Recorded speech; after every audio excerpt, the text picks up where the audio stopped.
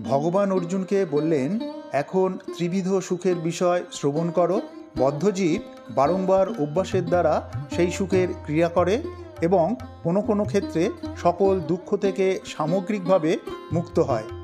যে সুখ প্রারম্ভে বিষের মতো কিন্তু পরিণামে অমৃততুল্য এবং আত্মনিষ্ঠ বুদ্ধির প্রবৃত্ততা থেকে উৎপন্ন, সেই সুখ সাত্ত্বিক সুখ। বিষয় ও ইন্দ্রিয়ের সংযোগের ফলে যে সুখ প্রথমে অমৃতের মতো মনে হলেও পরিণামে তা বিষের ন্যায় ক্ষতিকর, তাকে রাজসিক সুখ বলে।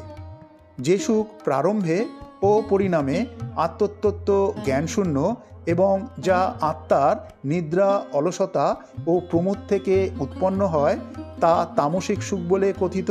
এই পৃথিবীতে মানুষের মধ্যে বা দেবতাদের মধ্যে এমন কোনো জীব নেই যে প্রকৃতির গুণ থেকে মুক্ত।